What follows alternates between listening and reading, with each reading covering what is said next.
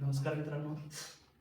आज आपण या ठिकाणी या नवीन व्हिडिओमध्ये आपण बघणार आहोत की वनस्पतींमध्ये कशा पद्धतीने लैंगिक प्रजनन घडून येतं. है ना? वनस्पतींमध्ये कशा पद्धतीने सेक्शुअल रिप्रोडक्शन घडून येतं हे आपण या व्हिडिओमध्ये बघणार आहोत. मागच्या व्हिडिओमध्ये आपण जे काही एकपेशीय आणि बहुपेशीय सजीव त्याचबरोबर या ठिकाणी वनस्पतीमध्ये कशा प्रकारे अलैंगिक प्रजनन घडून येतं, असेक्शुअल रिप्रोडक्शन कशा पद्धतीने घडून येतं हे आपण मागच्या व्हिडिओमध्ये कव्हर केले. या व्हिडिओमध्ये जनरली आपण सेक्शुअल रिप्रोडक्शन कशा पद्धतीने होतं वनस्पतींमध्ये या घटकाचा आपण अभ्यास करणार आहोत.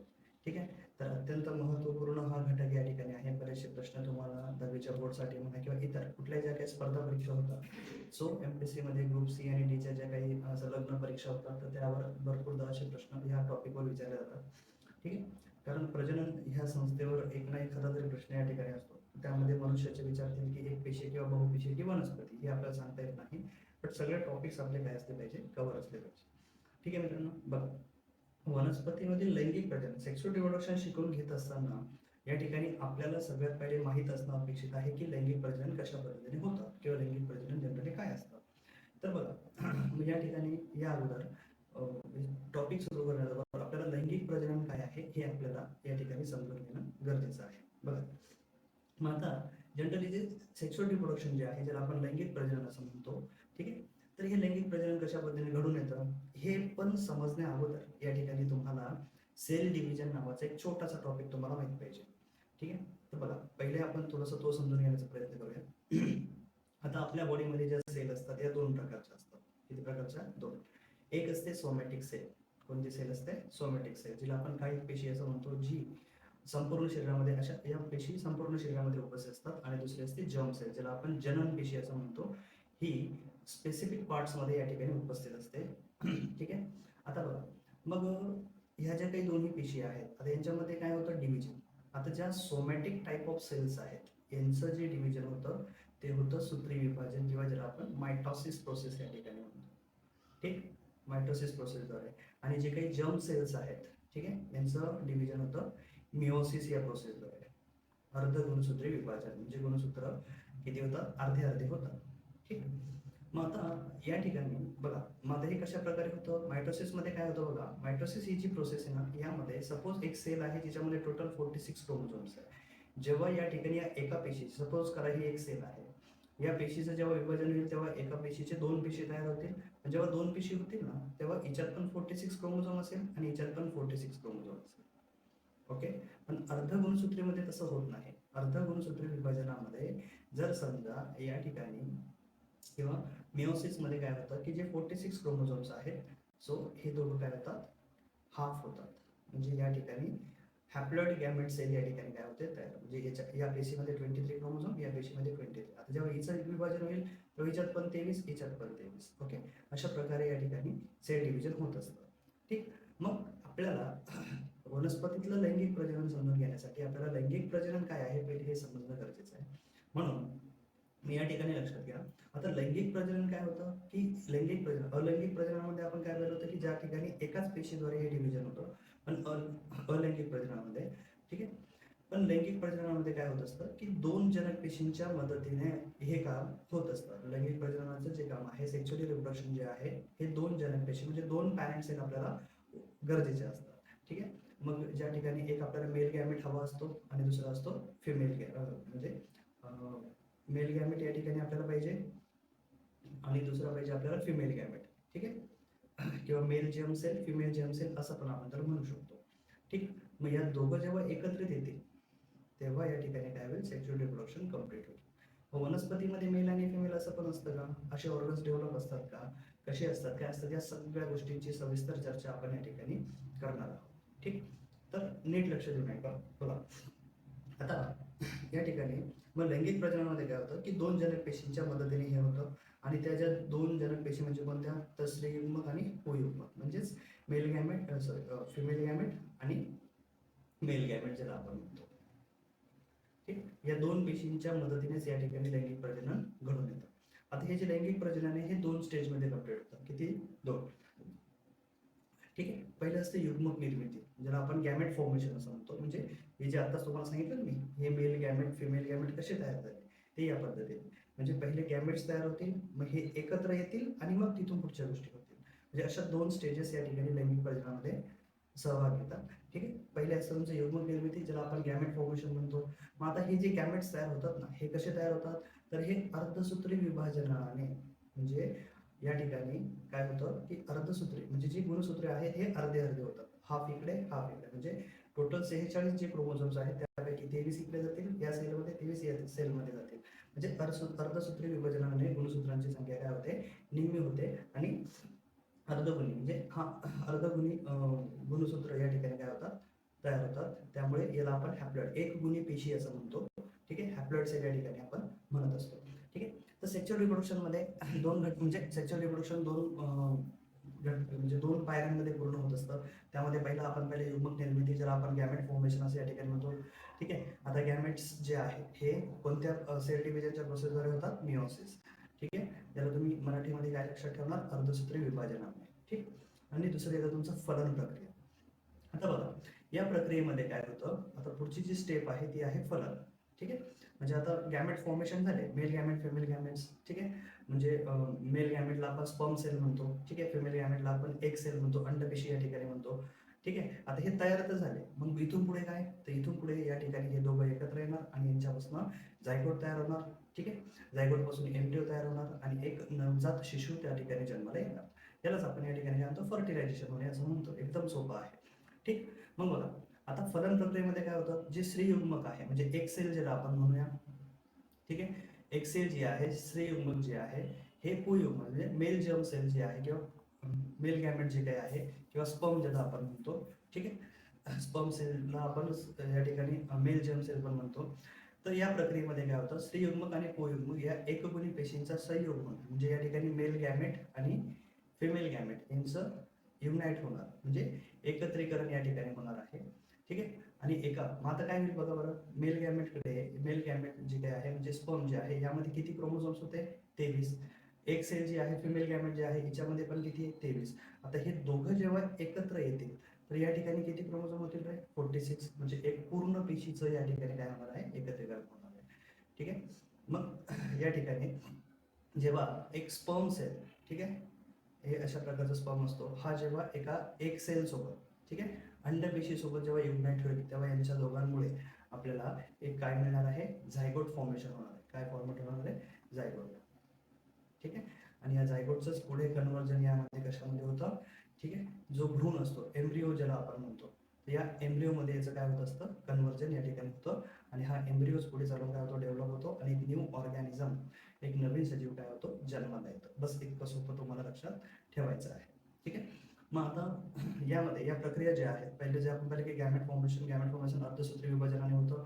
मग ज्या काही संयुग्मक आणि कोयुग्मक या एकगुणी पेशींचा संयोग होतो है ना, हे एकत्र येतात आणि द्विगुण म्हणजे डायप्लॉइड, द्विगुण म्हणजे डबल गुणसूत्र या ठिकाणी येतात. ठीक आहे. त्यांच्याद्वारे एक युग्मनज, काय म्हणतो आपण त्याला, युग्मनज म्हणजे काय, झायगोटची या ठिकाणी काय होते, निर्मिती. याला आपण काय म्हणतो, फर्टिलायझेशन, फलन प्रक्रिया असं म्हणतो. म्हणजे फर्टिलायझेशन म्हणजे काय, पुरुष म्हणजे पुयुग्मक आणि स्त्रीयुग्मक जे आहे यांच्या एकत्रीकरणातून झायगोट फॉर्मेशन होणे. ठीक आहे. यांच्या एकत्रीकरणातून काय होणे, झायगोट फॉर्मेशन होणे. या प्रक्रियेलाच आपण या ठिकाणी काय म्हणत असतो, फर्टिलायझेशन. काय म्हणतो, फर्टिलायझेशन. ठीक आहे. फलन प्रक्रिया या ठिकाणी आपण याला म्हणत असतो. ठीक आहे. आणि आता जेव्हा या ठिकाणी हा झायगोट होईल, झायगोटचा नंतर एम्ब्रिओ होईल, एम्ब्रिओचा पुढे या ठिकाणी ऑर्गॅनिझम जन्माला येणार आहे, एक सजीव जन्माला येणार आहे.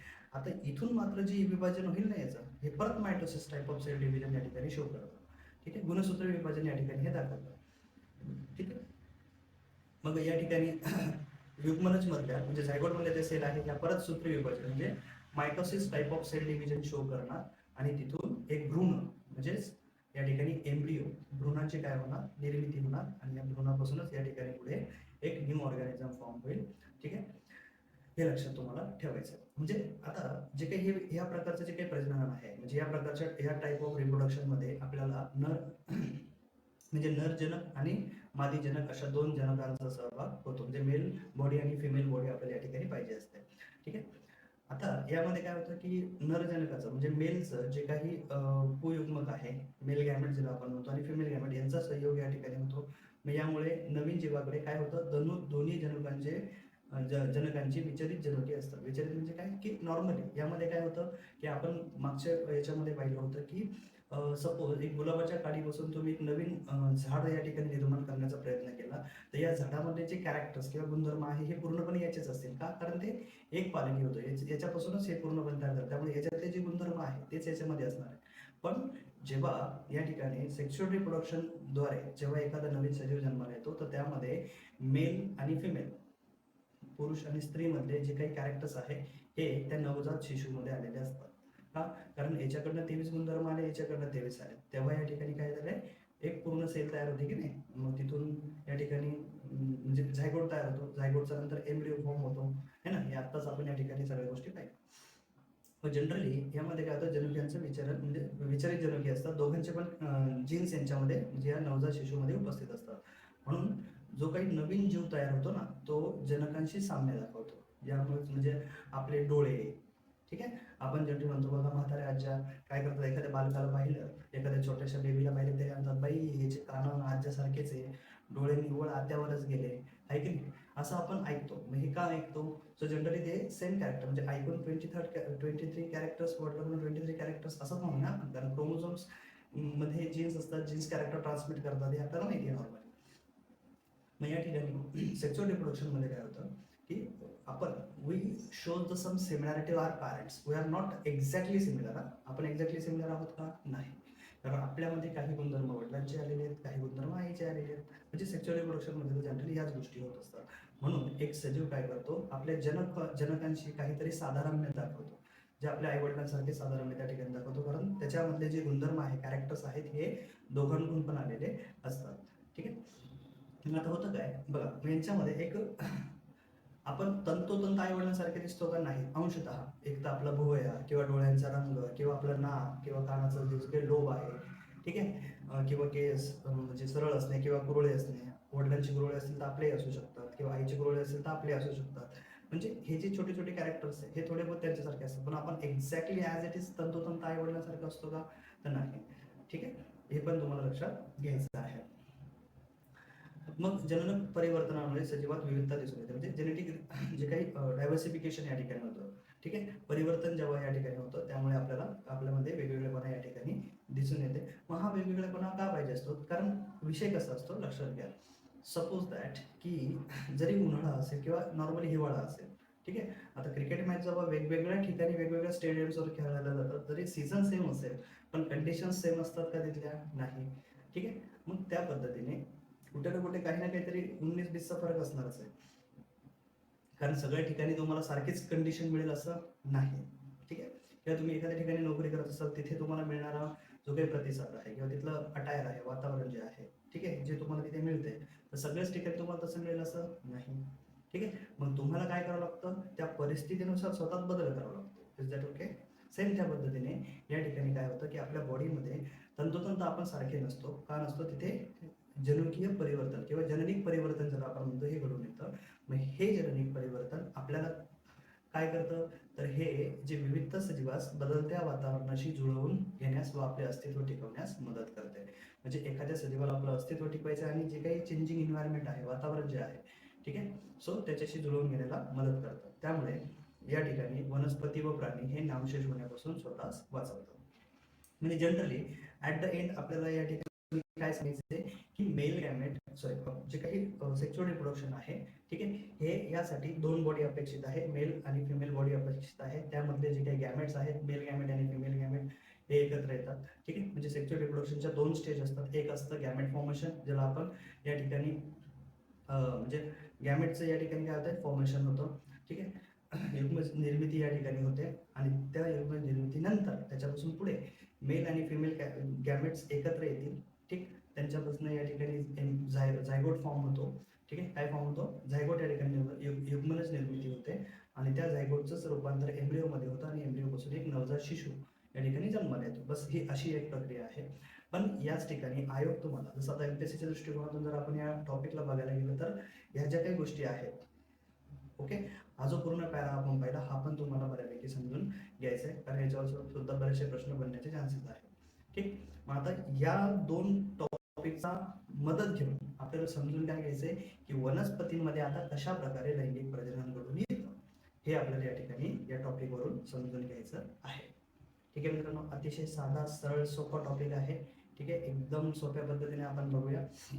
लक्षात घ्या आता वनस्पतीमध्ये तर मेल बॉडी आणि फिमेल बॉडी असा तर काही प्रकार नाही आहे. प्रॉपर ऑर्गन्स पण डेव्हलप नाही आहे. ठीक आहे, जसं आता ह्युमन बिंग्समध्ये वेगवेगळं म्हणजे खूप प्रॉपरली ऑर्गन्स डेव्हलप्ड आहे. पण आता नेमकं प्रॉब्लेम असा आहे की प्लांट्समध्ये तर असे ऑर्गन डेव्हलप नाही. मग आता प्लांट्समध्ये कशा पद्धतीने या ठिकाणी सेक्शुअल रिप्रोडक्शन घेऊन येणार, तर बघा एकदम सोपं आहे. मग वनस्पतीमध्ये काय होतं की फूल हे लैंगिक प्रजननाचे कार्यात्मक एकक आहे. ही ओळ तुम्हाला लक्षात ठेवायची आहे की या ठिकाणी रिप्रोडक्टिव्ह ऑर्गन, प्लांट मधला रिप्रोडक्टिव्ह ऑर्गन कोण आहे, तर ते आहे फ्लावर. कोण आहे, फ्लावर. फूल जे आहे. ठीक आहे, हा टॉपिक तुम्हाला लक्षात ठेवायचा आहे की flower is the sexual organ which is present in the plant for the purpose of reproduction. ठीक आहे, रिप्रोडक्शनच्या हेतूने या ठिकाणी वनस्पतीमध्ये कोण काम करतं, फ्लावर या ठिकाणी काय आहे, लैंगिक प्रजननाचे कार्यात्मक एकक आहे. आता फुल जे असतं ना, कोणतंही फुल घ्या. आता जसं की या ठिकाणी तुम्ही नॉर्मली लक्षात घ्या, या ठिकाणी आपल्याला काय सांगितलं बघा की फुल जे आहे, आता ही आकृती तुम्ही या ठिकाणी पाहू शकता. ठीक आहे, या फुलाचं काय होतं की फुलामध्ये बाहेरून आत या क्रमाने एकूण 4 मंडले असतात.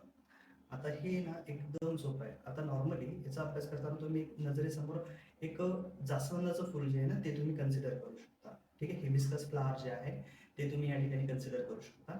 आता यांनी काय सांगितलं आपल्याला की जे काही फ्लावर आहे, फुल आहे, काय आहे, फुल, फ्लावर जे काही आहे, फुल जे आहे, याचे एकूण टोटल किती होल्स असतात. होल्स म्हणजे आपलं होल नाही, छिद्र नव्हे. ठीक आहे, ते HOL हे काय आहे, होल्स, कप्पे ज्याला आपण म्हणतो. ठीक आहे, 4 होल्स आर देअर. फ्लावरचे एकूण किती होल्स असतात, 4 होल्स या ठिकाणी असतात. ज्यामध्ये सगळ्यात पहिला जो आपला होल या ठिकाणी आहे. ठीक आहे, तर आणि या ठिकाणी यांची जी मांडणी आहे ही बाहेरून आउटसाइड टू इनसाइड. ठीक आहे, आउटसाइड टू इनसाइड अशा पद्धतीने यांची काय असते, मांडणी या ठिकाणी केलेली असते. ठीक आहे, मग फुलामधले हे जे 4 कप्पे आहेत, 4 होल्स जे आहेत, मग हे कोणते कोणते आहेत. ठीक आहे, तर सगळ्यात पहिला आहे तुमचा कॅलिक्स. कोणता असतो, कॅलिक्स. ठीक आहे, त्यानंतर असतो कोरोला. कोरोना नाही, कोरोला. ठीक आहे, कॅलिक्युलस आपण या ठिकाणी काय म्हणतो बघा, इथे बघा. तर फुलामध्ये एकूण 4 कप्पे कोणते, तर पहिला आहे निदर्कुंज ज्याला आपण कॅलिक्स या ठिकाणी म्हणतो. ठीक आहे, या आकृतीमध्ये तुम्ही पहा, जसे जास्वंदाच्या फुलाखाली म्हणजे या ठिकाणी असा एक हिरवा भाग असतो ना ग्रीन कलर मध्ये, त्याला आपण निदर्कुंज. ओके, काय म्हणतो त्याला, निदर्कुंज. त्याला आपण इंग्लिशमध्ये काय म्हणतो, कॅलिक्स. ठीक आहे, सो कॅलिक्स हा पहिला सगळ्यात बाहेरचा भाग आहे. त्याच्यानंतर पाकळ्या असतात. ठीक आहे, पाकळ्यानंतर मग या ठिकाणी मेल पार्ट आणि मग फिमेल पार्ट असे एकूण 4 होल्स या ठिकाणी असतात. सगळ्यात पहिला जो होल आहे तो कोणता असतो, कॅलिक्स या ठिकाणी असतो. जनरली कॅलिक्स हा ग्रीन कलरचा असतो, हिरव्या रंगाचा. काय आहे, हिरव्या रंगाचा. कोणत्या रंगाचा असतो, हिरव्या रंगाचा असतो. आता कॅलिक्स पूर्ण ग्रुपला म्हणायचं, म्हणजे आता त्याचे काही हिरवे जे काही भाग आहे ते 1 आणि 2 नाही ना, खूप सारे असतात. सो त्यापैकी एका भागाला काय म्हणतो आपण बघा, आता निदर्पुंजातील जे काही घटक आहेत ना त्याला एका भागाला काय म्हणतो आपण, निदल. काय म्हणतो, निदल. ज्याला आपण काय म्हणतो, सेपल्स. इंग्लिशमध्ये काय म्हणतो आपण, sepal. It is called as sepal. The single unit of the calyx is called as the sepals. ठीक आहे, जनरली हे कोणत्या कलरचे असतात, ग्रीन कलरचे. मग प्रश्न हा आहे की ठीक आहे, आता ही ग्रीन कलरची असतात, मग याचं नेमकं फंक्शन काय, या कॅलिक्सचं फंक्शन काय आहे, तर बघा या ठिकाणी जे काही बड असते, कळी असते ना, तर त्या कळीला सपोर्ट देण्याचं काम, आणि जेव्हा ती ब्लॉसम होते, ब्लॉसम म्हणजे काय, उमलते, कळी फुलते, तर त्यासाठी तिला एनर्जी प्रोव्हाइड करायचं काम सुद्धा कोणाचं असतं, कॅलिक्सचं या ठिकाणी असतं. हे तुम्हाला लक्षात घ्यायचं आहे. ओके, त्यानंतर कॅलिक्स नंतर याच्या सेपरेट पार्टला काय म्हणायचं, सेपल्स. काय म्हणायचं, सेपल्स या ठिकाणी म्हणायचं, हे लक्षात ठेवा. ठीक आहे, सेपरेट पार्टला या ठिकाणी सेपल्स म्हणायचं. कॅलिक्स नंतर येतं तुमचं म्हणजे बघा, आता त्यानंतर येतात दलपुंज. निदलपुंजाच्या नंतर काय येतं, दलपुंज, ज्याला इंग्लिशमध्ये काय म्हणतो आपण, कोरोला. ठीक आहे, हा जो दलपुंज आहे याला काय म्हणतो आपण, कोरोला. ठीक, आणि कोरोला जसं कॅलिक्सच्या सेपरेट पार्टला आपण सेपल म्हणतो की नाही, ओके, तसं कोरोलाच्या एका पार्टला आपण काय म्हणतो, पेटल. फुलाच्या पाकळ्या असतात की नाही, बस त्याच. आता या ज्या पाकळ्या आहेत या डिफरंट कलरच्या असतात, वेगवेगळ्या रंगाच्या असतात. वेगवेगळ्या रंगाचे का असतात हो, तर आपल्याला काय करायचं आहे, या ठिकाणी रिप्रोडक्शन घडवायचं आहे की नाही, मेल गॅमेटला फिमेल गॅमेट पर्यंत पोहोचवायचं काम करायचं आहे आपल्याला. आपलं हे करण कोण, माणूस तर रिकामा नाही आहे, रोज जायचं आणि त्यांचं युनिटेशन घडवून आणायचं असं शक्य नाही ना. मग या ठिकाणी जे काही कीटक वगैरे आहेत मग त्यांना आपल्याला काय करायचं आहे, अट्रॅक्ट. म्हणून या ठिकाणी फुलाच्या ज्या पाकळ्या आहेत म्हणजे दलपुंज जे आहे, ठीक आहे, कोरोलाचे जे काही म्हणजे कोरोला म्हणजे काय, या सगळ्या पाकळ्यांना मिळून कोरोला म्हणायचं आणि एका याला आपण पाकळी म्हणतो, पेटल्स या ठिकाणी म्हणतो, ठीक आहे. मग ह्या वेगवेगळ्या कलर्स मध्ये असतात. मग कलर्स मध्ये कशासाठी असतात, काय कशासाठी हे कोरोला कलर मध्ये कासाठी असतो, सो त्याचं फंक्शन आहे to generally attract the insects. जे कीटक आहेत त्या कीटकांना काय करायचं असतं, आपल्याला आकर्षित करायचं असतं. कीटकांना आकर्षित करण्यासाठी हे वेगवेगळ्या कलरचे असतात आणि फ्रेग्रन्स पण असतो, त्यांना सुगंध पण असतो. ठीक, तर लक्षात घ्या. आपण काय शिकतोय, फुलाचे किती होल्स आहेत, चार. चार या ठिकाणी कप्पे आहेत, ज्यामध्ये पहिला आहे कॅलिक्स, ग्रीन कलरचा असतो, त्याच्या सेपरेट युनिटला आपण सेपल या ठिकाणी म्हणतो. काय म्हणतो, सेपल. त्यानंतर येतो तुमचं कोरोला, ठीक आहे. सो कोरोलाचा असं स्पेसिफिक काय नसतो, कलर नसतो, ठीक आहे. Found in different types of colour, वेगवेगळ्या प्रकारच्या रंगांमध्ये आपल्याला हे सापडून येतं, ठीक आहे. मग कशासाठी असते वेगवेगळ्या रंगामध्ये, so to attract the insect. कीटकांना काय करायचं, आपल्याला अट्रॅक्ट करायचं आहे, ठीक आहे. यासाठी हे वेगवेगळ्या कलरचे या ठिकाणी असतात. Is that okay. मग फुल यांची रचना बाहेरून आत आहे, हा हे लक्षात घ्या. पहिले कॅलेक्स, मग करोला. त्यानंतर येतो तुमचा चौथा भाग, तिसरा भाग सॉरी, तो आहे पुमंग, त्याला आपण इंग्लिशमध्ये अँड्रोशियम असं म्हणतो. काय म्हणतो, अँड्रोशियम.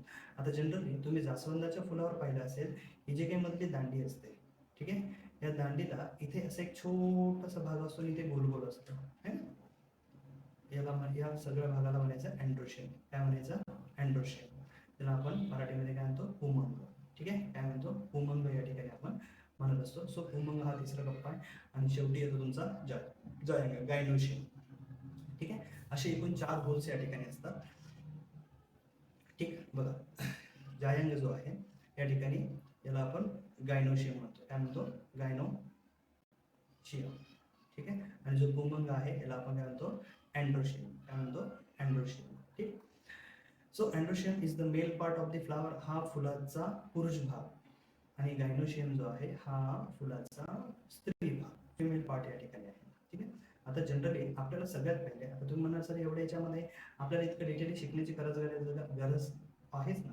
वाय, बिकॉज आपल्याला जर फुलातलं प्रजनन समजून घ्यायचं तर पहिले त्याच्या अवयवांची माहिती पाहिजे ना, तेव्हाच तर आपल्याला या ठिकाणी व्यवस्थित प्रजननाचा अभ्यास करता येईल, आहे की नाही.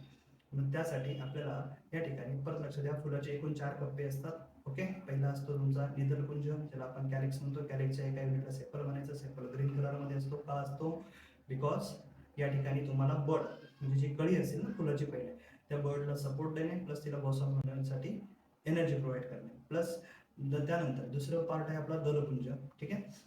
या ठिकाणी त्याला इंग्लिशमध्ये आपण कोरोला म्हणतो, त्याच्या सेपरेट पार्टला पेटल्स म्हणायचं. ते वेगवेगळ्या कलरमध्ये असतात. का असतात, टू अट्रॅक्ट द इन्सेक्ट्स. त्यानंतर थर्ड पार्ट येतो मेल पार्ट, जो आहे पुमंग, ज्याला आपण अँड्रोशियम असं या ठिकाणी म्हणतो.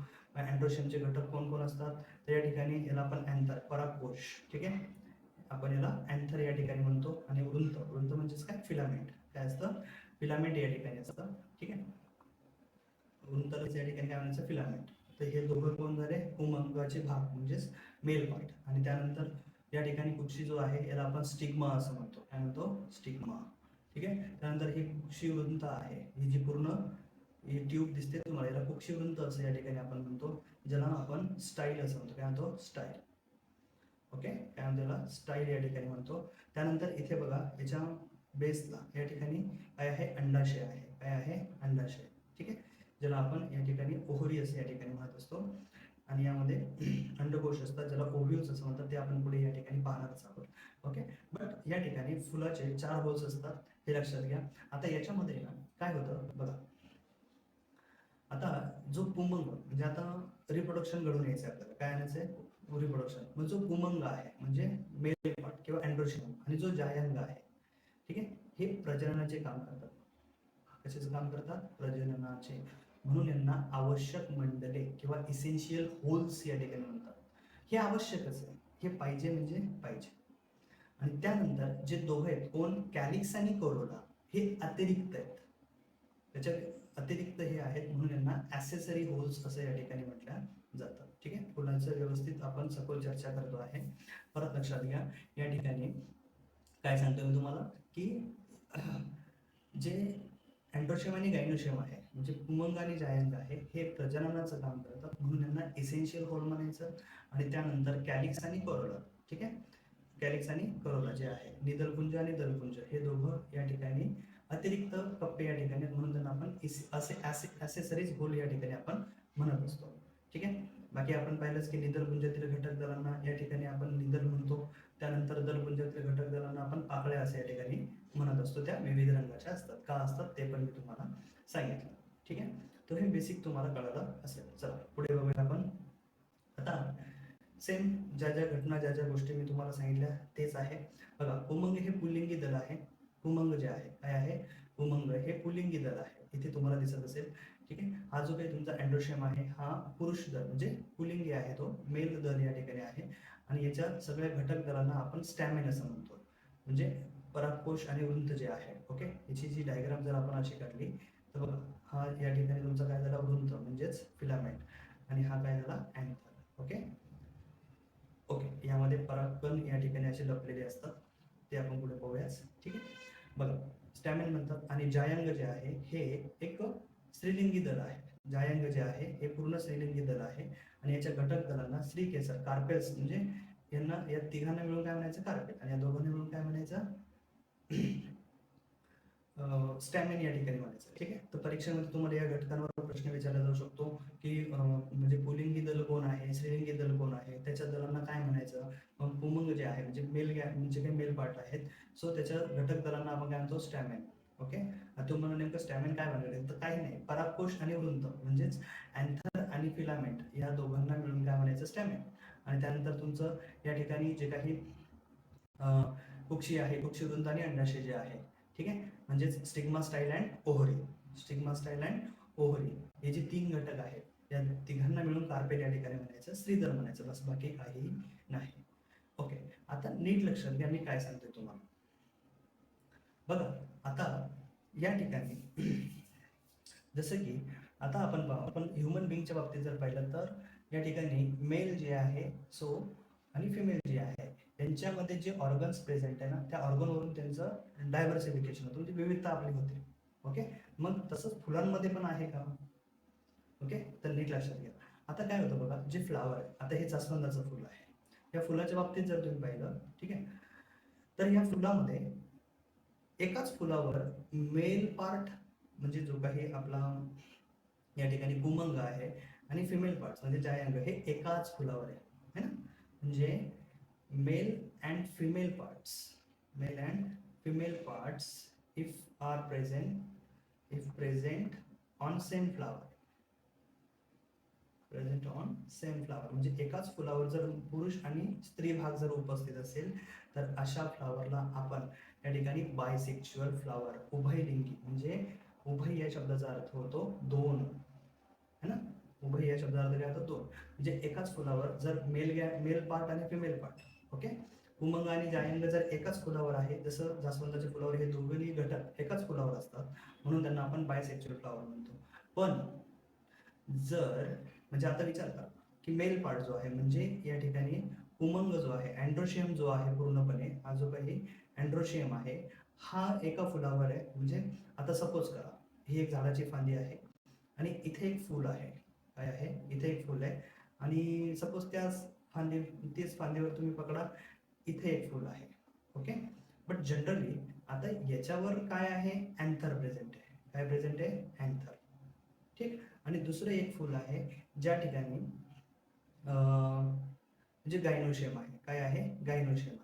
मग अशा वेळेस आता तुम्ही म्हणणार हे फांदीवर जरी एक असेल पण एकाच फुलावर नाहीये ना, म्हणजे इथला जो मेल पार्ट आहे हा दुसऱ्या फुलावर आहे, फिमेल पार्ट दुसऱ्या फुलावर आहे. मग अशा वेळेस मग त्या फुलांना आपण युनिसेक्शुअल, एकलिंगी फुल म्हणायचं. का एकलिंगी, का कारण ते एकाच फुलावर एकच लिंग आहे ना, म्हणजे एक तर मेल आहे किंवा एक तर फिमेल, म्हणून त्यांना आपण युनिसेक्शुअल फ्लॉवर म्हणतो. मग त्यापैकी जर समजा अँड्रोशियम जर या फुलावर आहे तर त्याला नर फुल, मेल फ्लावर म्हणायचं, आणि जर गायनोशियम त्याच्यावर असेल तर त्याला फिमेल फ्लावर म्हणायचं. एवढं तुम्हाला लक्षात ठेवायचं आहे. हे फुलांचे पार्ट्स आपल्याला समजून घेणं गरजेचं आहे. परत लक्षात घ्या, जर समजा एकाच फुलावर मेल आणि फिमेल पार्ट्स दोन्ही एकाच फुलावर असतील त्याला बायसेक्शुअल फ्लावर म्हणायचं. जर दोघं सेपरेट फुलावर असतील, जसं की आता इथे बघा, इथे तुमच्या समोर उदाहरण आहे, हे बघा, हे एक मादी फुल आहे आणि हे नर फुल आहे.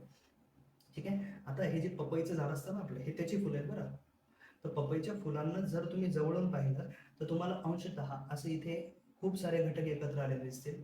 आणि इथे बघा या फुलामध्ये आणि या म्हणजे फुलांची जी रचना आहे हे तुम्हाला सारखी दिसेल, पण त्याच्यावर उपस्थित असलेले घटक मात्र काय आहे, वेगवेगळे आहे. बघा आता इथे हे गायनोशियम प्रेझेंट आहे पूर्णपणे आणि इथे आहे अँड्रोशियम, आणि हे दोघं वेगवेगळ्या फुलावर आहे.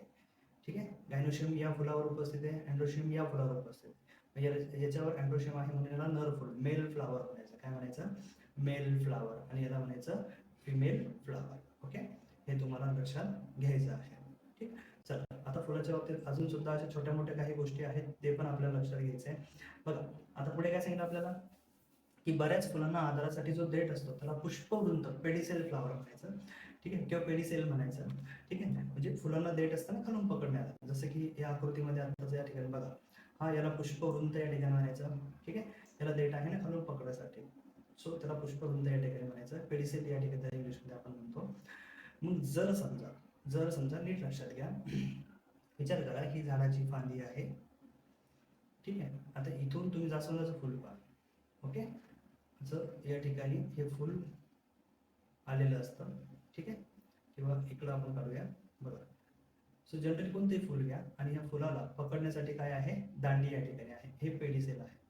ठीक आहे, मग ज्या फुलाला दांडी आहे किंवा देठ आहे त्याला पुष्पवृंत म्हणतो आपण. मग ज्या फुलाला देठ आहे त्याला पुष्पवृंती फुल म्हणायचं. पुष्पवृंती म्हणजे ज्याला वृंत आहे पकडण्यासाठी, देठ आहे, आणि ज्याला देठच नाही मग त्याला स्थानबद्ध म्हणजे ते चिटकून असतं, म्हणून त्याला आपण सेसाइल फ्लावर असं या ठिकाणी म्हणत असतो. ठीक आहे, आता प्रत्येक जो पूकेसर जो आहे त्याला एक वृंत असतं, फिलामेंट असतं. पूकेसर जो आहे म्हणजे आता मी तुम्हाला या ठिकाणी आकृती काढून दाखवली दे असं. ठीक आहे, सो या प्रत्येक पूकेसराला काय असतं, एक वृंत असतं ज्याला आपण वृंत काय म्हणायचं, याला वृंत, किंवा इंग्लिशमध्ये आपण याला म्हणतो फिलामेंट. काय म्हणतो, फिलामेंट या ठिकाणी आपल्याला म्हणत असतो. ठीक आहे, एक एक घटक आपण डिटेलमध्ये पाहतोय. मग प्रत्येक पूकेसराला एक वृंत या ठिकाणी असतं, फिलामेंट असतं, आणि त्याच्या टोकावर काय असतं, परागकोश, अँथर या ठिकाणी असतो. काय असतो, अँथर. याला अँथर म्हणायचं आणि याला म्हणायचं फिलामेंट. आणि या परागकोशामध्ये काय असतं, कोश, परागकण असतात. काय असतात, खूप सारे असे परागकण यामध्ये उपस्थित असतात. ठीक आहे, मग आता हे जे परागकण आहेत ना, हे आहेत तुमच्या फुलातले ऍक्च्युली मेल गॅमेट. आठवा आता आपण सुरुवातीला काय शिकलो होतो, की सेक्शुअल रिप्रोडक्शनचे 2 टप्पे असतात. एक गॅमेट फॉर्मेशन म्हणजे युग्मक निर्मिती, आणि दुसरं असतं फर्टिलायझेशन. आलो की नाही आता आपण त्या टॉपिकवर. बरं, मग आपण एवढे सगळे घटक जे अभ्यासले फुलाचे, हे कशासाठी अभ्यासले, ते फक्त याच कारणासाठी. बघा मग आता लक्षात घ्या, आता फुलामध्ये नेमकं लैंगिक प्रजनन कसं होतं ते आता आपल्याला शिकायचं आहे. ठीक आहे, आता आपण काय शिकलो, की आपण पहिला घटक की कोणता, युग्मक निर्मिती म्हणजे गॅमेट फॉर्मेशन आहे. दुसरं आपण पहिला फलन. मग आता आपल्याला हे शिकायचं की गॅमेट फॉर्मेशन कसं होतं, तर एकदम सोपं आहे, लक्षात घ्या. बघा आता फुलामध्ये जे म्हणजे फुलामध्ये जो पुकेसर भाग आहे किंवा उमंग जो आहे, ठीक आहे, सो याचा हा जो इथला जो भाग तुम्हाला दिसतो आहे, ठीक आहे, मी सर्कलमध्ये तुम्हाला दाखवते, परागकोश जो काही या ठिकाणी आहे. ठीक आहे, या परागकोशामध्ये परागकण असतात. काय असतात, परागकण. जसं की या ठिकाणी मी ही आकृती थोडीशी तुम्हाला मोठी काढून दाखवतो. बघा, ओके, हे तुमचं वृंत, फिलामेंट, आणि हा झाला तुमचा अँथर. आणि या अँथर मध्ये काय असतात मित्रांनो, या अँथर मध्ये असतात तुमचे परागकण. काय असतात, परागकण या ठिकाणी असतात. पोलन ग्रेन ज्याला आपण म्हणतो. काय म्हणतो आपण त्याला, पोलन ग्रेन, परागकण या ठिकाणी आपण म्हणतो. ठीक आहे, आता या एका परागकणामध्ये काय असतात, 2 गॅमेट असतात. किती गॅमेट असतात, 2 गॅमेट्स याच्यामध्ये असतात. एका परागकणामध्ये किती गॅमेट्स असतात, 2 गॅमेट्स असतात. ठीक, आणि तसंच या ठिकाणी जे अंडाशय आहे, ओहरी जी आहे, या ओहरीमध्ये हे जे तुम्हाला असे छोटे छोटे छोटे छोटे हिरव्या हिरव्या कलरचे सर्कल दिसत असतील ना, याला म्हणतो आपण ओव्ह्यूल. काय म्हणतो, ओव्ह्यूल्स या ठिकाणी म्हणतो. ठीक आहे, म्हणजे बघा काय सांगितलं तुम्हाला, की मग या ओव्ह्यूलमध्ये काय होतं, एक सेल फॉर्ममध्ये अंडपेशी या ठिकाणी याच्यामध्ये तयार होते, कारण गॅमेट फॉर्मेशन होणं गरजेचं आहे ना. मग फुलामध्ये जो काही अंडाशय आहे, ठीक आहे, ओहरी जी आहे, या ओहरीमध्ये या ठिकाणी अंड तयार होतात, आणि पुरुष भाग जो आहे म्हणजे कोण, परागकोश. या परागकोशामध्ये परागकण निर्माण होतात. या परागकणामध्ये या ठिकाणी तुमचे काय असतात, गॅमेट्स लपलेले असतात. एका परागकणामध्ये 2 गॅमेट असतात. किती गॅमेट असतात, 2. तर इथे झालं आता गॅमेट फॉर्मेशन. बरं, मग आता फर्टिलायझेशन कसं होणार, ठीक आहे. तर तीच गोष्ट तुम्हाला इथे सांगितलेली आहे बघा. तर पटापट पटापट हे सगळे घटक गरजेचे आहे म्हणून तुम्हाला मी समजून सांगतोय बघा. मग प्रत्येक प्रोकेसरला एक वृंत म्हणजे फिलामेंट या ठिकाणी असतं आणि त्याच्या टोकावर परागकोश असतो म्हणजे अँथर या ठिकाणी असतो. परागकोशामध्ये 4 कप्पे असतात, त्यांना कोष्टक लोक्यूल्स म्हणतो आपण. या कोष्टकामध्ये आता ऑब्विसली गॅमेट फॉर्मेशन कोणत्या प्रोसेसद्वारे होणार आहे? मिओसिस, अर्धसूत्री विभाजनाच्या प्रक्रियेद्वारे. इथे पण तेच होतं, अर्धसूत्री विभाजनाच्या प्रक्रियेद्वारे या ठिकाणी काय होतं, जे काही तुमचे गॅमेट्स आहे, युग्मक आहे, त्यांची निर्मिती या ठिकाणी होते. ठीक आहे. म्हणजे इथे या ठिकाणी गॅमेट फॉर्मेशन होणार आहे कोणामध्ये? फुलामध्ये. ठीक आहे.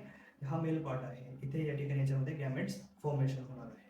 ठीक, एकदम सोपं आहे. आणि जे काही तुमची ओव्हरी आहे, काय आहे? ओव्हरी. ओव्हरीमधले जे काही ओव्ह्यूल्स आहेत, ठीक आहे,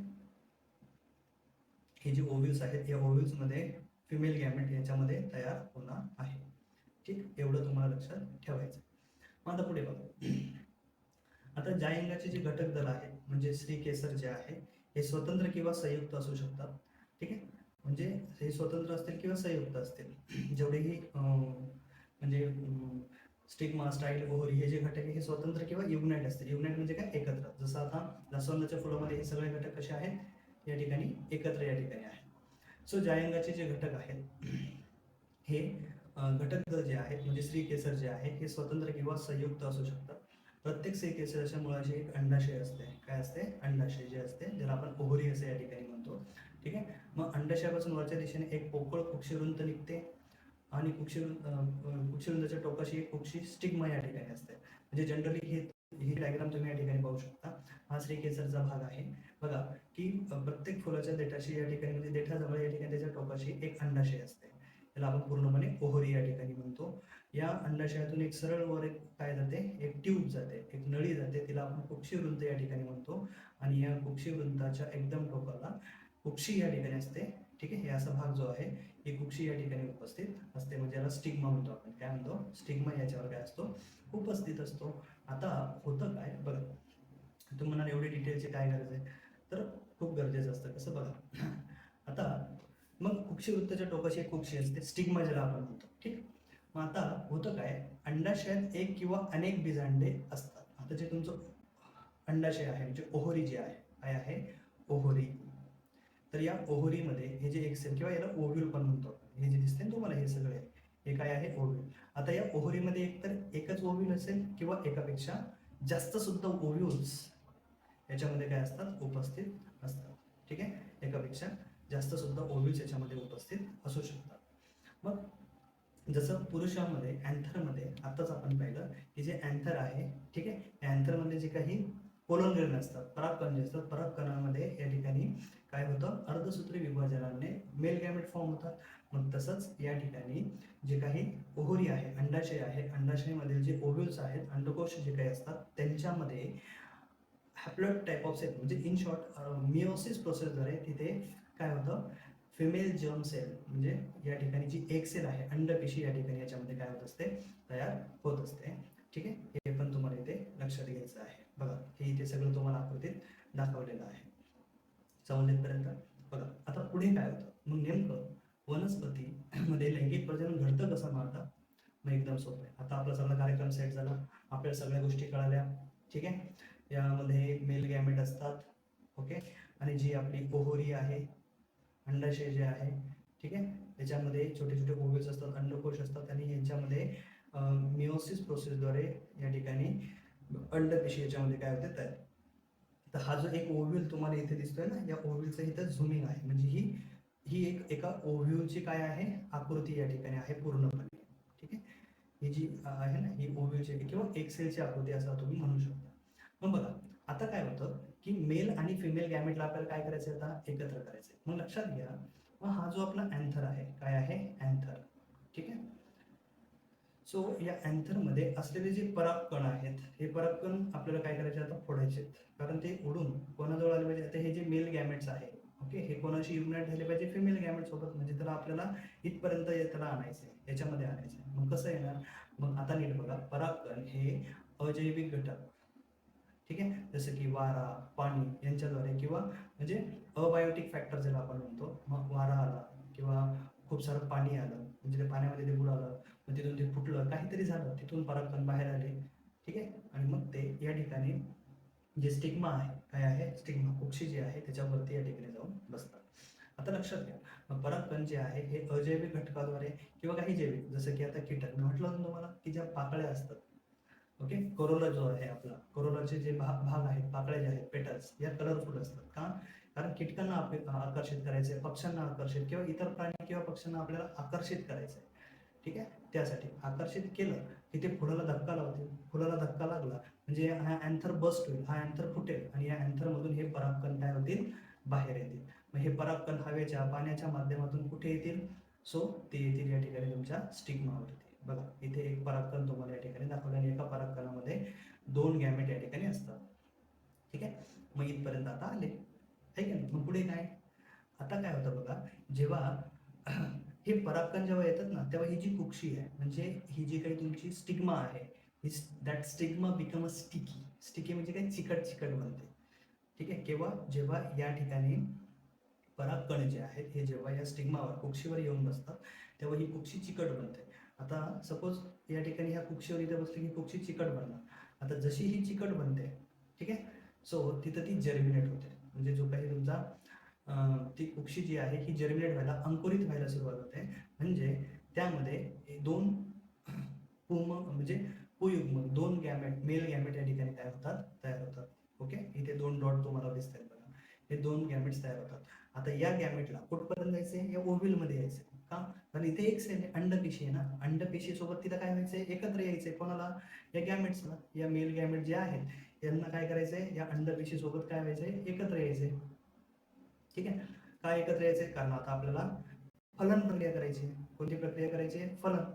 फलन प्रक्रिया जर मला करायची आहे तर मला हे एकत्र येण्यासाठी आहे. मग हे एकत्र येण्यासाठी काय करावं लागेल बघा.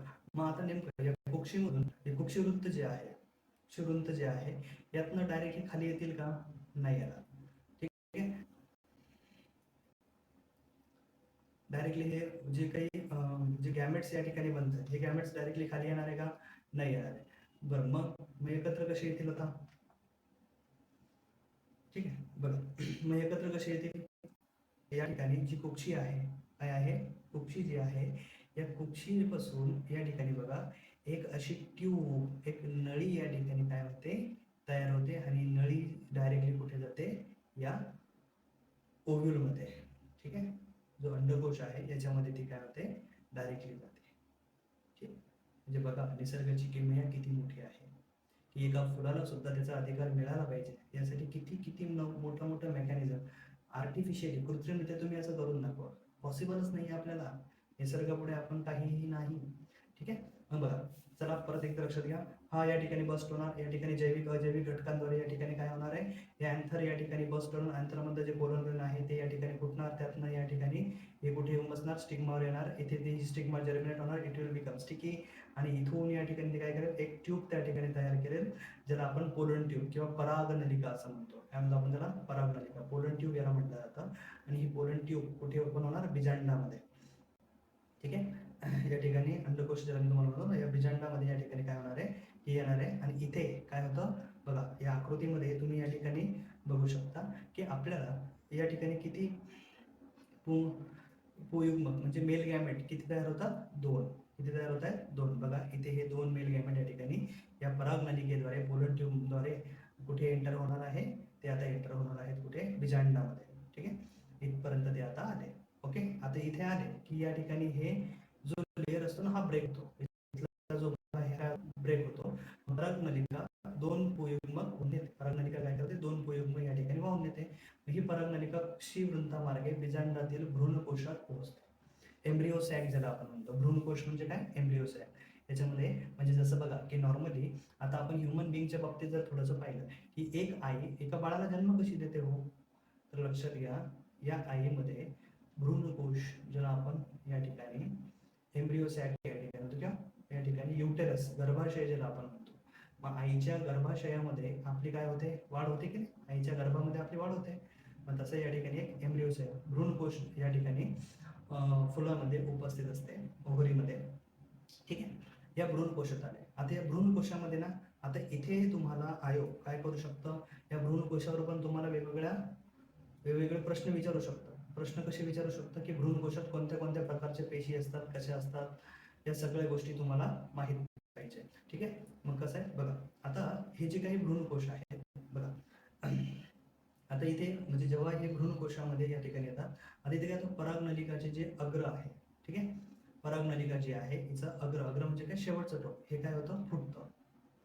ठीक आहे. ही जी परागनलिका आहे ना अशी आलेली, ही जी परागनलिका येते या बिजांडापर्यंत, ओव्ह्यूल्स पर्यंत, तर तिथं आले हिचा हा अग्र फुटतो आणि तिथून हे दोन मेल गॅमेट काय होतात आतमध्ये येतात.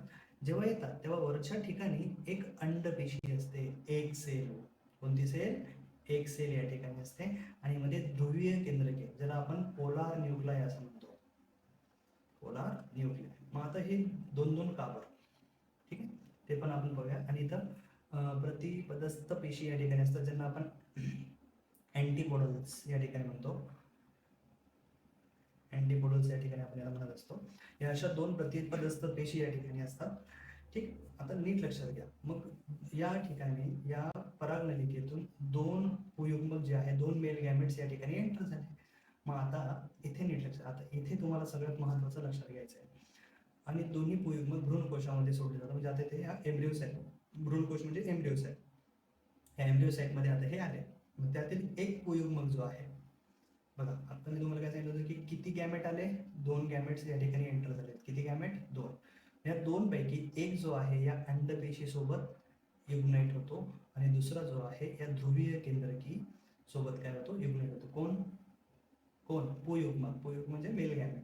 हा अंडपेशी एक पुयुग्मक जो आहे हा अंडपेशी सोबत युनाइट होतो आणि दुसरा ध्रुवीय केंद्रकी जो आहे, पोलार न्यूक्लिय जो आहे, त्याच्यासोबत काय होतो, एकत्र येतो. म्हणून आणि जेव्हा याच्यासोबत तो म्हणजे अंडपेशी सोबत येईल आणि ध्रुवीय केंद्रकी सोबत दुसरा जो काही तुमचा पुयुग्मक आहे मेल गॅमेट, हा जेव्हा एकत्र येईल, ते दोघं पण फर्टिलाइज होतील. आता काय करतील? फलन प्रक्रिया. मग इथे किती फलन होत आहेत? दोन. म्हणून याला आपण डबल फर्टिलायझेशन असं या ठिकाणी म्हणतो. ठीक आहे मित्रांनो. सो फूल हा एकमेव असा म्हणजे किंवा वनस्पतींमध्येच फक्त दुहेरी काय होतं, दुहेरी फलन, डबल फर्टिलायझेशन वनस्पतींमध्ये फक्त घडून येतं. हे पुरुषांमध्ये डबल फर्टिलायझेशन होत नाही. ठीक आहे. तर लक्षात घ्या, मी या ठिकाणी ही पूर्ण प्रक्रिया या ठिकाणी वनस्पतीमध्ये काय होते, अशा प्रकारे लैंगिक प्रजननाची घडून येते. बरं, मग याच्या पुढे काय, इथपर्यंत आलं. मग आता काय, एकदम सोपं आहे. मग जो पुयुग्मक अंडपेशीशी संयोग पावतो, म्हणजे जसं की इथे तुम्ही पहा, इथे आपण फर्स्ट म्हणजे पहिला जो काही पुयुग्मक आणि इथे सेकंड पुयुग्मक, मग जो युग्मक अंडपेशी सोबत संयोग पावतो तो कशात रूपांतर होतो, झायगोट युग्मनजामध्ये. म्हणजे याच्यात म्हणजे एक सेलचं रूपांतर कशात होणार, झायगोटमध्ये. कशामध्ये होणार? युग्मनजामध्ये, झायगोटमध्ये या ठिकाणी होणार. आणि याला आपण फलन या ठिकाणी म्हणतो, फर्टिलायझेशन या ठिकाणी म्हणतो. आणि दुसरं युग्मक जे आहे, दोन ध्रुवीय म्हणजे ध्रुवीय केंद्रके सोबत संयोग पाहून या ठिकाणी भ्रूणकोश ज्याला आपण एंडोस्पर्म या ठिकाणी म्हणतो, कशामध्ये रूपांतर होणार, एंडोस्पर्म, ज्याला भ्रूणकोश असं म्हटलं जातं. हे तुम्हाला लक्षात ठेवायचं आहे. ठीक आहे. हा टॉपिक तुम्हाला काही केला तरी विसरायचा नाही.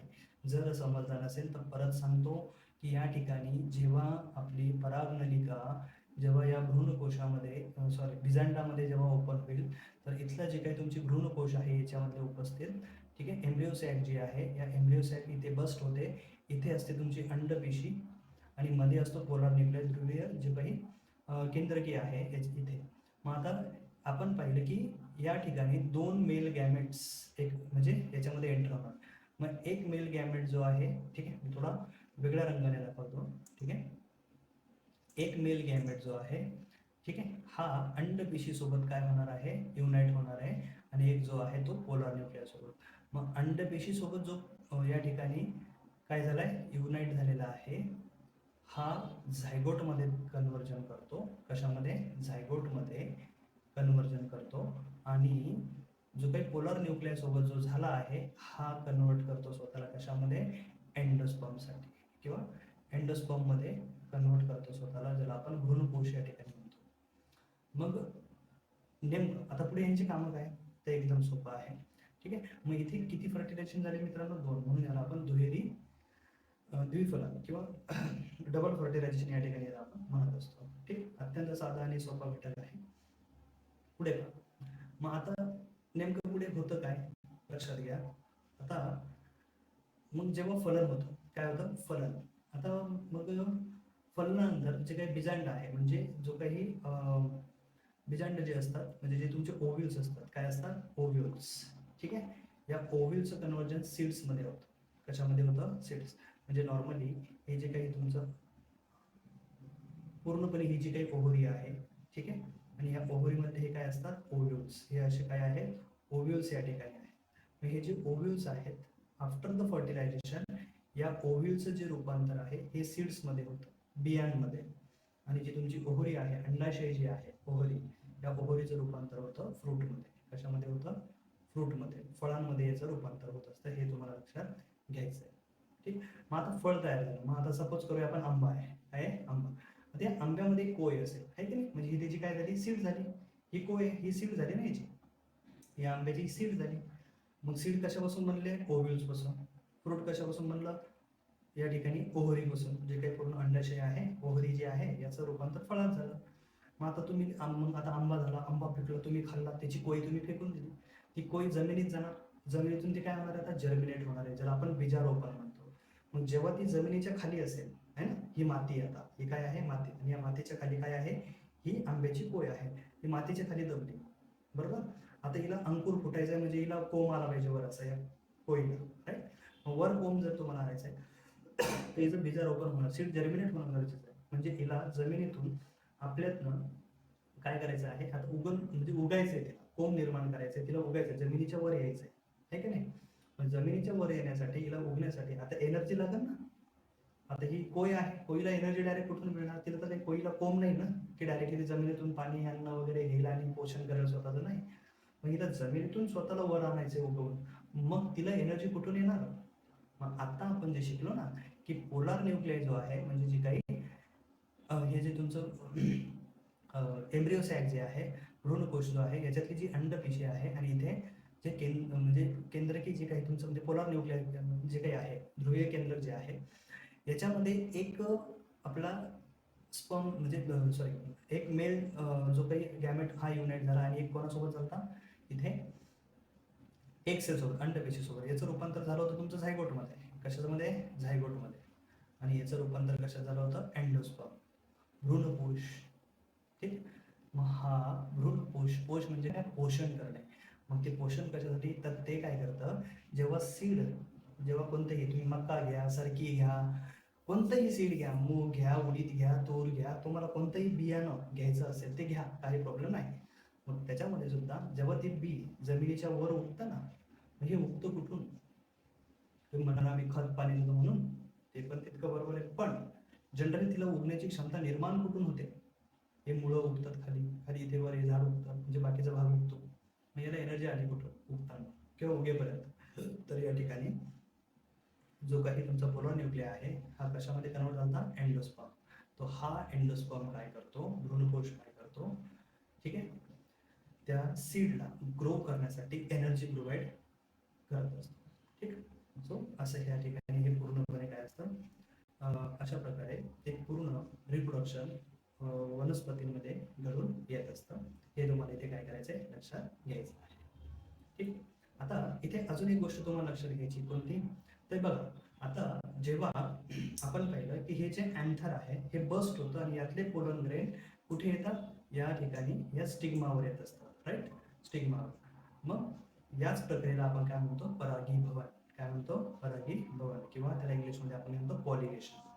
काय म्हणतो पॉलिनेशन परागीभवन प्रक्रिया. ठीक आहे, पॉलिनेशन म्हणजे काय की साधा आणि सोप्या पद्धतीने आपण लक्षात कसं ठेवू शकतो. So it is the transfer of pollen grain.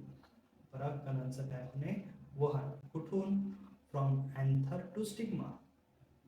From anther to stigma.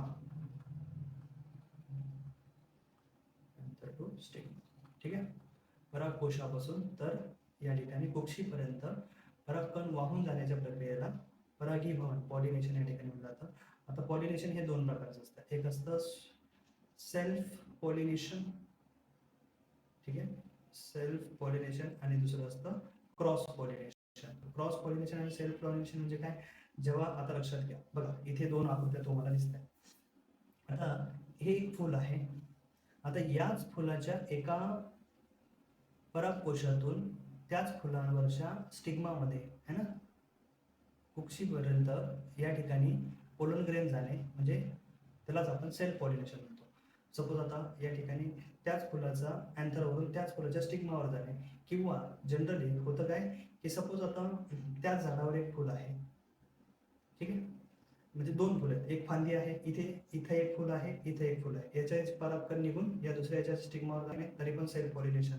पण आता होतं काय कधी कधी तुम्ही आता बगीचा लावतात, समजा आता तुम्ही लावला म्हणजे तुम्ही 3 जास्वंदाचे झाड लावले लगातार, मग 1 नंबरच्या झाडाचे परागकण काही कारणास्तव उडून हे तिसऱ्या झाडावर गेलं, त्याला म्हणायचं क्रॉस पॉलिनेशन. ठीक, तर या ठिकाणी एवढं तुम्हाला पॉलिनेशनचा हा भाग लक्षात ठेवायचा आहे. ठीक आहे. आता इथे बीजारोपण जेव्हा होतं, हे बीजांकुरण सीड जर्मिनेशन हा टॉपिक आपल्याला एक समजून घेणं गरजेचं आहे. मग बघा फलनानंतर आफ्टर द फर्टिलायझेशन जे बीजांड आहेत, ठीक आहे, याचं रूपांतर कशामध्ये होतं, बीजात, आणि अंडाशयाचे रूपांतर फळामध्ये या ठिकाणी होते. आता फळ पिकल्यानंतर त्याचं बीज फुटून काय होतं, जमिनीवर पडतं, आणि जेव्हा त्याला एक अनुकूल परिस्थिती प्राप्त होते, एक म्हणजे त्याला फेवरेबल कंडिशन्स मिळतात, तेव्हा ते जे सीड आहे हे काय होतं, जर्मिनेट होतं, म्हणजे बीजांकुरण या ठिकाणी होतं. ठीक आहे, मग मुळं त्याला वरती असा भाग येतो. ठीक आहे, मग बीजातील जे भ्रूणपोष आहे, जे मी तुम्हाला सांगितलं ना, एंडोस्पर्मचा वापर करून युग्मजाची, म्हणजे हा जो काही झायगोट आहे ना, है ना, इथे झायगोट जो बनला होता ना, या झायगोटाची काय होते, वाढ होते आणि एक नवीन रोपटं तयार होतं.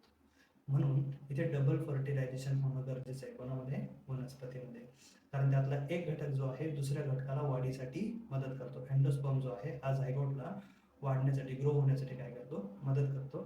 अशा प्रकारे या ठिकाणी तुमचं वनस्पतीमध्ये लैंगिक प्रजनन काय होतं, पूर्ण होतं.